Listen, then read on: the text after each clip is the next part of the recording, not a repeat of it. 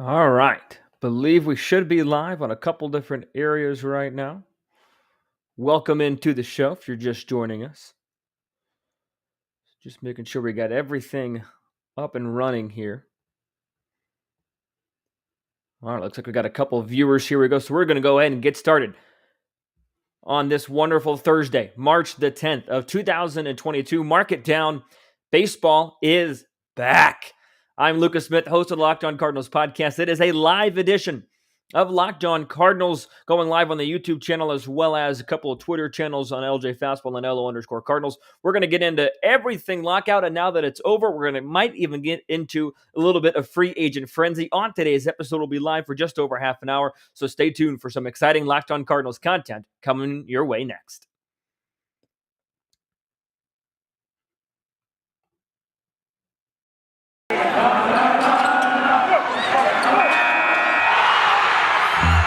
Locked On Cardinals, your daily St. Louis Cardinals podcast, part of the Locked On Podcast Network, your team every day.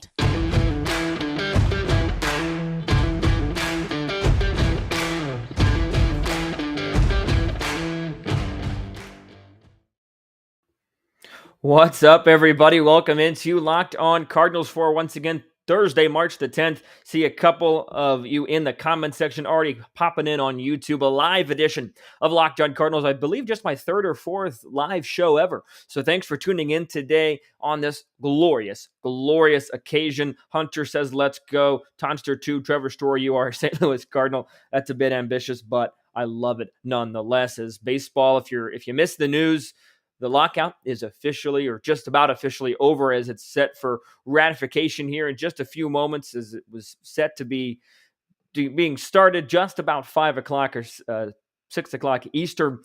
So we're going to go ahead and get into it. We could see some Cardinal news. We could see some free agent breaks. I'll get into that in a little bit. But I just want to kind of recap where we've been this brutal journey that we've been on together through the last couple of months, almost 100 days. I think if you told me on December 2nd that this lockout was going to be 100 days, I might have believed you. I might have said, okay, I can understand why it's going to be 100 days, but I don't think I could have predicted what did happen in those 100 days. We saw 40 to 45 days of no negotiations, of no deals being passed back and forth, and then we saw just a couple of really not even offers being spent back and forth, as just kind of getting an offer out to get an offer out. And then we saw 17 hours worth of negotiations back-to-back weeks, 2 Tuesdays in a row. We were really close to a deal. And then we realized, there's just one other thing that they're going to slip in at the last minute. And now we're not going to get a deal done until we finally got the international draft done, figured out terms to that today, and then we all know what happened after that. CBA agreed, being ratified hopefully as we speak, and free agent frenzy is going to start. I think that at the beginning of this process, it was a redo of 2020, because in 2020 we saw the shortened season. We saw the two sides kind of bicker back and forth. It wasn't even about player safety necessarily. It was about, hey, how can we get paid? How can this stuff happen? How can we get the most amount of money allocated properly? So we thought, we're going to have some labor disputes coming up here in a couple of years, and we did see labor disputes. Cash Nelson asked, when does free agency start? That will start just a couple moments once the two sides ratify the CBA. Once it becomes official, more of a formality, free agent frenzy is going to start. Could be momentarily. I got my Twitter lined up here as well in case any news breaks as well. So thanks for that question, Cash, and thanks for tuning in. But somehow, some way we got here. I think especially with the reports of the last couple of days of, is it really in good faith? What are the reports saying? I was really ready to bear down and not see baseball happen until May or June, Flag Day, Father's Day. Those 2 dates came to mind in terms of, hey, this might be when we actually get started here. And now we've got baseball in less than a month. Opening day scheduled for April the 7th. We'll see, because we're going to have another round of negotiations when it comes to that international draft. Because I mentioned that international draft was agreed upon today. The terms for negotiations were agreed upon. So they have until July 25th to renegotiate it. And if they can either stick with the status quo, keep it the way it is, and keep the qualifying offer attached to the free agents. That's a big thing that the union did not want. They do not want not the qualifying offer, the compensation, the draft pick compensation attached to free agents. That's one thing that they want to get rid of. So we'll see what the renegotiations happen about that around July 25th, or even if we get that far. But this new CBA, I think, we saw it get turned down by the union in terms of the executives, and then get voted 26-4 in favor of it by the players. The Cardinals were one of the teams that did not approve this. That's kind of sad to see, to be quite honest with you. But let's just kind of do a quick rundown of what we're going to see in this new CBA. We're going to start with the minimum salary. 2022, it's going to be $700,000, jumps up to $780,000 by 2026. The competitive balance tax threshold will start at $230 million, and it will increase up to $244 million in 2026. So if you're under that, then you don't get taxed. If you're over that, you do get taxed. The pre-arbitration bonus pool, $50 million, and this is according to an article on MLB.com. MLB and the MLBPA will jointly develop a statistical method to allocate those funds. There's also a draft lottery picked. The top 6 selections will be awarded via the draft lottery. The odds are based on the reverse order of winning percentage, with the bottom 3 clubs each at 16.5%. Like I already mentioned, the international draft. Some rule changes that will not be in effect this year, but will be in effect in 2023. Those will be comprised based on a committee of 4 active players, 6 members appointed by Major League Baseball, and 1 umpire. Other interesting tidbits that could impact the Cardinals here in a little bit. Contracts for arbitration eligible players will be granted. Top prospects, this is a key one that I'll talk about in a little bit. Top prospects who finished first or second in the Rookie of the Year voting will receive a full year of service. So because the service time manipulation was all over the place. We saw Randy Arozarena get Rookie of the Year in what felt like his 5th year in the major leagues. So that's an interesting one. Also, clubs promoting top prospects to opening day rosters will be eligible to receive draft picks if the player finishes at the top 3 in the Rookie of the Year or top 5 in the MVP or Cy Young Award. We have expanded postseason, 12 teams with the top 2 division winners receiving a bye. Universal DH, that's also big for the Cardinals, and player may only be optioned 5 times per season.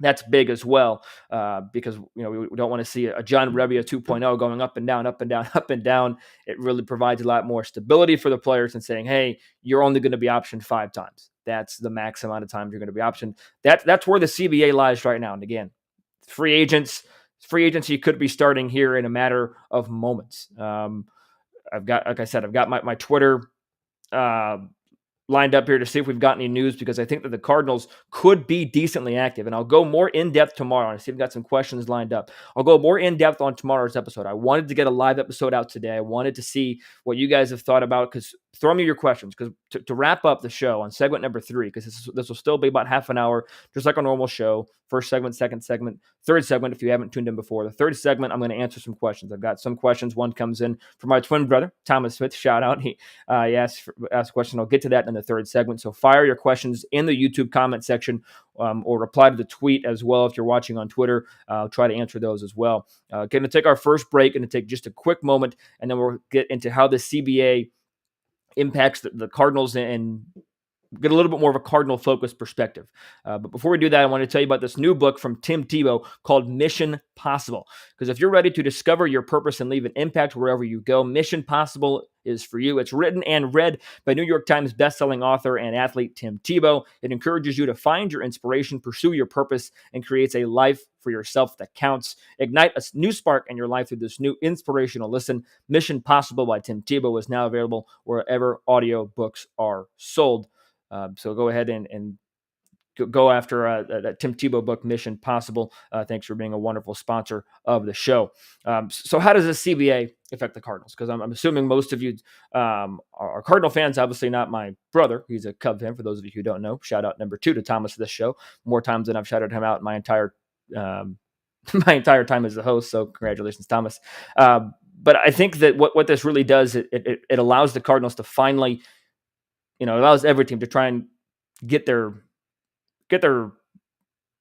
free agents in order, because I think the Cardinals are going to be active once this lockout is officially over. Once it's ratified, I think the Cardinals will be active in the bullpen market. I mentioned a little bit on the DH, and there are some questions on the DH that I'll get to, but I did. This is a point I wanted to get with the Rookie of the Year draft pick mentioned a little while ago. Nolan Gorman is a top 3 prospect, no matter what ranking you look at. MLB Bet.com, Baseball America, Sports Illustrated, whatever ranking you look at, Nolan Gorman is a top 3 prospect in the Cardinals system. And what I just read to you, if the top prospects are called up by opening day, and they are top 3 in the Rookie of the Year or top 5 in MVP Cy Young, then the Cardinals get a draft pick.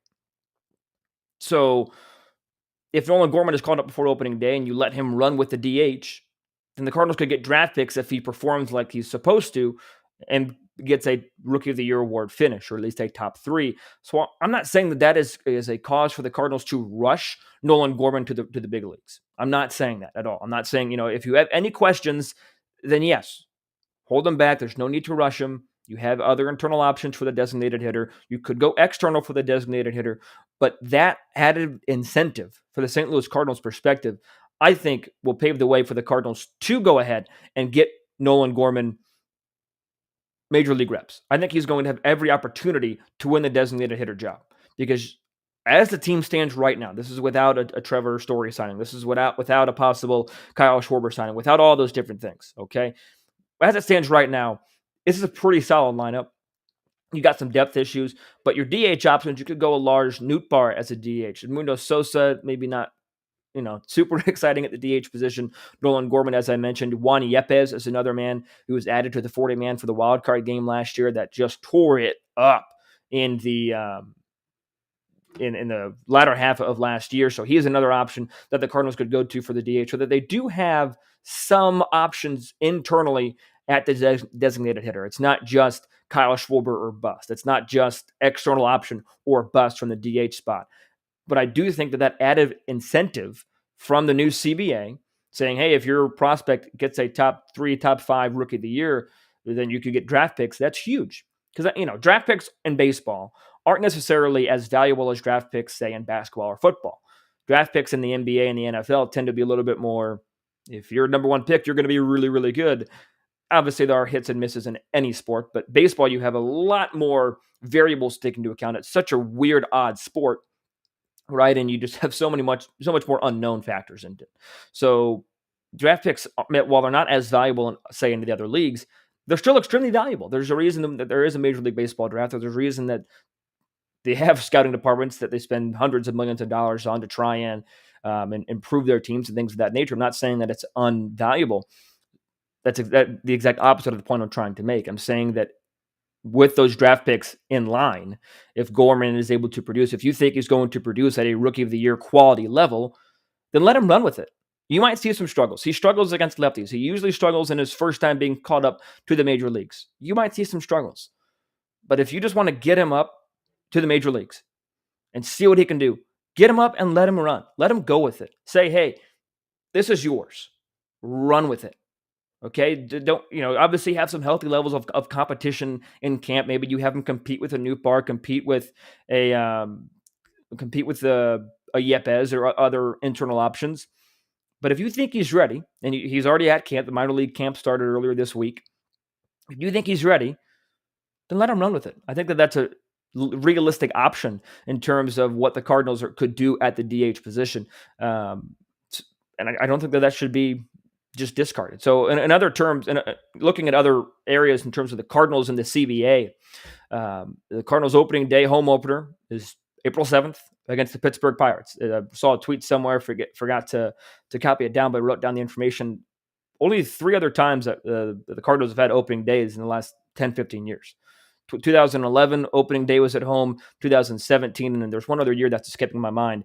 But it's going to be awesome to have the opening day, actual opening day, in Busch Stadium, because for my money, the home opener at Busch Stadium is the best opening day in all of baseball.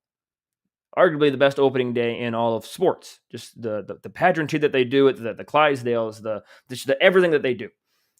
So opening day, April 7th, players can start to report into camp. I think at the latest is Sunday. The earliest would be tomorrow once the CBA becomes ratified tonight. But the Cardinals, I think, are going to be very active. I've talked about it a little bit. Once this lockout ends, it's going to be a frenzy like we've never seen.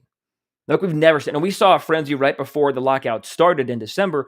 I think we're going to see even more higher level of a frenzy, especially with the, we're so close to opening day, April 7th being that opening day for most teams. So it's going to be chaotic. There could be moves that are swept underneath the radar and we don't see. We just forget to to talk about them. But there are a couple routes the Cardinals I think that they could go. I think that priority number one, and I've said this before on the show, priority number one needs to be that bullpen. Because the starting rotation, in my opinion, is set with Flaherty, Wainwright, Matz, Hudson, and Michaelis. You've got some depth pieces as well behind there. But those five are set, in my opinion. Okay? And then you've got the relievers. You've got some positive. You've got some flash. You've got some promise in your relievers. But for me, I still think that you need just a little bit more of a solid, little bit more solid options. You need less question marks in the bullpen, and you need more statements. You need more periods. You need more. This guy's going to go in there. He's going to get his 3 to 6 outs. He's going to be successful. Here we go. Okay, a Joe Kelly, a Ryan Tepera. The Cardinals are still going to need a left-handed option, in my opinion, with Andrew Miller being gone. I think that Andrew Chafin, Brad Hand are good options as well. So I think that the Cardinals, and it's been reported heavily, that they're going to be aggressive in the bullpen market. And they need to be, because we've been doing this segment on the last couple episodes of Locked On Cardinals where, I look at a segment of the Cardinals, whether it be lineup, starting rotation, bullpen, and I rank them in terms of the rest of the National League Central. Haven't gotten to the bullpen yet. But I think that the bullpen is the weakest of any aspect of the St. Louis Cardinals. They have arguably the best defense in all of baseball. They have arguably a top rotation within the division. They have a solid lineup 1 through 8 for the most part. You could argue it's a little weak at catcher and shortstop, but everywhere else is average to above average. So I think that the bullpen is going to be where the Cardinals are going to be the most active. I don't see them being super active in the trading market. I really don't. I think they're going to be active in the free agent market, and it's going to be the bullpen. Because that bullpen needs some help, whether it's a Joe Kelly or Ryan Tepera or any other bullpen name out there. Maybe you could see a Trevor Story signing, maybe a Kyle Schwarber, maybe. I wouldn't bank on it. If I were a betting man, I would bet on the Cardinals getting bullpen help, and I would bet on it coming sooner rather than later, especially because we don't know how aggressive everybody else is going to be in terms of the rest of the National League, because like I said, we've got a short window here until the season starts. Players reporting in 3 days. Sunday was the latest day they can report, the 13th. Teams are going to be aggressive. Players are going to sign quickly. So I see the Cardinals being aggressive in the free agent market once this lockout ends, and I see it being super aggressive in the bullpen. Just because of the need for that bullpen. So let me know what you guys think. I'll take one more break here. Got plenty of questions to get through on the YouTube. I'll look at my Twitter as well to see if any replies to the tweet of going live or things of that nature. So drop in your questions now if you haven't already. I hope to get to most of them. We got plenty of time. Still got 10, 15 minutes before I got to wrap this thing up. So drop in your questions either on Twitter or you can drop them in on the YouTube comments as well. So fire away for any questions or comments you have about Cardinals related or anything else about the lockout. Before I get to answering those questions, I want to tell you about the most delicious tasting protein bar out there. It's the protein bar that tastes like a candy bar, and that is a Built Bar. Built bars are bars that are covered 100% in chocolate but still have incredible health benefits, because most Built bars contain 130 calories, 4 grams of sugar, 4 grams of net carbs, and 17 grams of protein. If you're trying to stay healthy but you still have a little bit of a sweet tooth, like me, I have a bit of a sweet tooth, get yourself some Built bars. Replace your candy bars with Built bars. It's an incredible replacement. They also have incredible Built Puffs. Puffs are a fan favorite because they're protein-infused marshmallows. They're fluffy, marshmallowy, and they're not just a protein bar. They're a treat. You can find all of these at Built.com. There are tons of flavors to choose from for these Built bars. Mint brownie, coconut, double chocolate is my favorite. Coconut, almond, and more. Built.com has tons of limited-time flavors. The flavor of the month last month was white chocolate cookies and cream. Head over to Built.com today to see all the flavors available. And you can use promo code LOCKED15. That is promo code LOCKED15, LOCKED15 to get 15% off your order. Once again, promo code LOCKED15 for 15% off your order. This episode is also brought to you in part by Rock Auto. With the ever-increasing numbers of makes and models, it's almost impossible for your local chain auto parts store to stock all the parts your car will ever need. Save time and money when using Rock Auto. Don't spend up to 100% more for the same parts from a chain store or car dealership. Rock Auto is a family business serving auto parts customers online for 20 years. Their prices are reliably low for each and every customer. So go explore their easy-to-use website today. Go to rockauto.com right now and see all the parts available for your car or truck. Right, locked on in their How Did You Hear About Us box so they know that we sent you. Amazing selection, reliably low prices, all the parts your car will ever need. rockauto.com. All right, let's go ahead and get to the question, comment, the question and answer portion of the show. It's going to be super exciting. I'm excited to answer some of these questions. We're going to start at the beginning. I'll display them if you're watching on YouTube. First of all, I just wanted to, this is the first comment we got. Hunter Landstrom saying, let's go. Super excited for baseball to be back. I am too.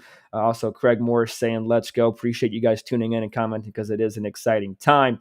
We'll go ahead and start with Tonster Tube saying, Trevor Story, you are a St. Louis Cardinal. Tonster Tube, that part of me hopes you're right, because that would be a big upgrade of the St. Louis Cardinal lineup. But I think that the Cardinals lineup really needs a left-handed presence. That's why I think Nolan Gorman is a good option. That's why I think Kyle Schwarber is a good external option, because outside the two switch hitters in Dylan Carlson and Tommy Edman, you don't really have a true left-handed hitter in the lineup. In fact, you don't have a left-handed hitter in the lineup as it stands right now. So I think that the Cardinals, if they do go and get a bat, and they might, don't get me wrong, they very well might go get a bat. But I think, like I said, they're going to be focused in the reliever market and getting some arms. But if they do get a bat, I believe it will be left-handed and one that can play, or one that can fulfill the DH position for the St. Louis Cardinals. Cash Nelson, when does free agency start? I answered this a little while ago, but thought I'd come back to it.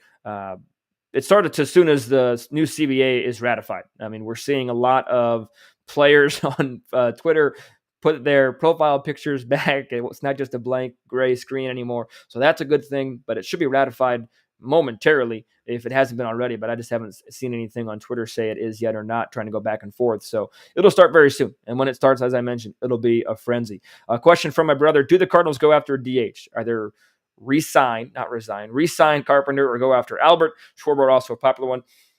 With if they were banning the shift this year, I'd go after Carpenter. I think that he could, be successful without the shift. Now, Albert Pujols or Union is one that could be, a fan favorite. I don't know how realistic it is, again, just because of how right-handed heavy that lineup already is. And if you're going to sign Albert Pujols, yeah, he showed some promise in LA, but he's going to have to take a reduced role. Because if you do sign him, I still think you only get him for a left-handed bench bat option, or somebody to hit against left-handers, I should say, because he had some really good numbers against left-handed pitching last year, both with the Angels and with the Dodgers.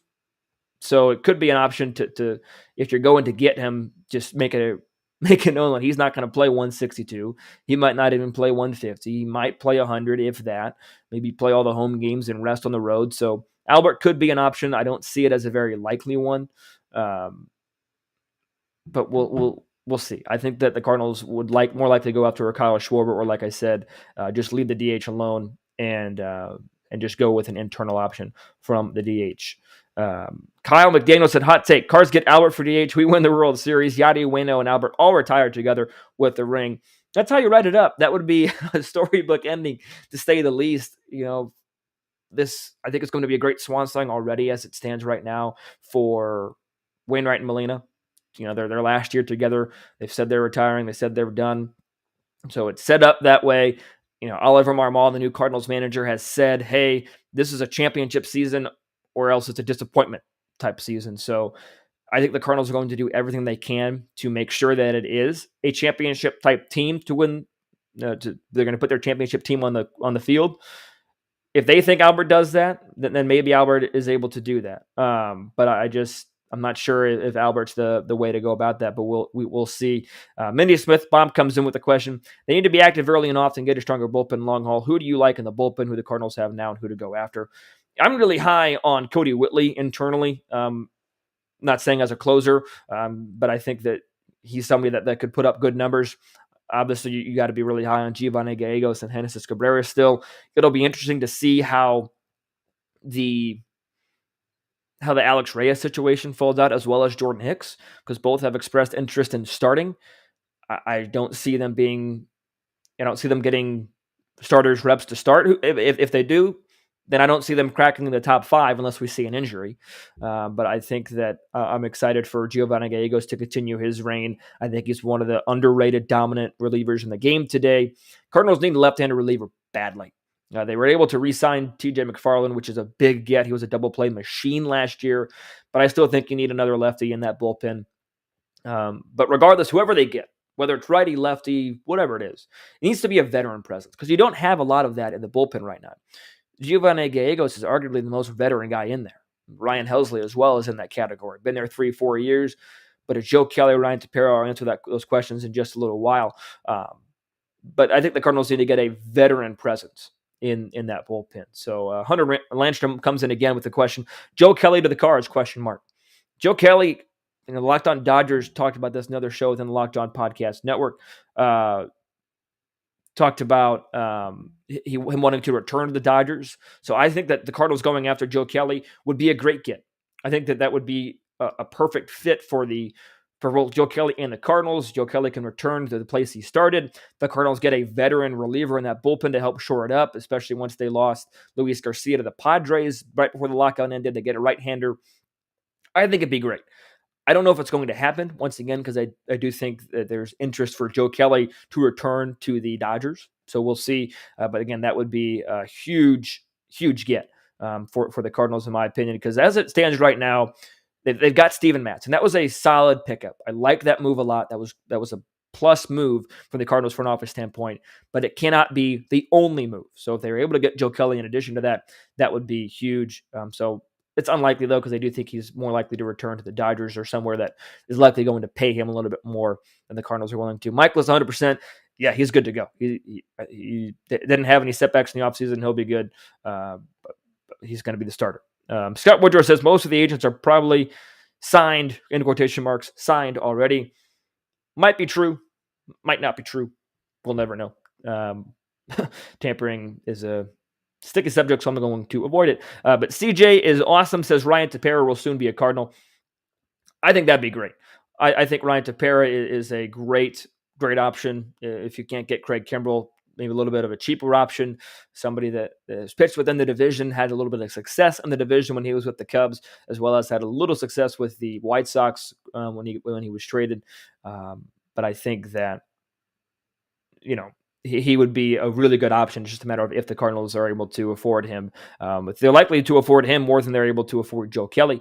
But still, we will see what the Cardinals do and if they're able to, to get together, whether it's righty, lefty. I'll see what other questions we've got. Another question about Albert here. The great Holsby says, do you see a chance Albert comes back just to DH for us?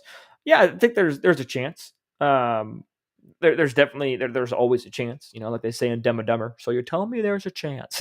But that would be more for ticket sales, I think, than anything else. I think that there are a lot of different options that the Cardinals could do that is more that would benefit the team more than signing Albert Pujols. Would I love to see Albert in Cardinal red again? Absolutely. But is it actually improving the team to win a division title, to win a championship? That you know what I mean? It's a balance of those two things. I'll finish up with this other one from CJ is awesome. Lucas, either Brad Hand or Andrew Chafin to replace Andrew Miller. Totally agree. Andrew Chafin, another person that was a Chicago Cub, had success in the division. That would be a character.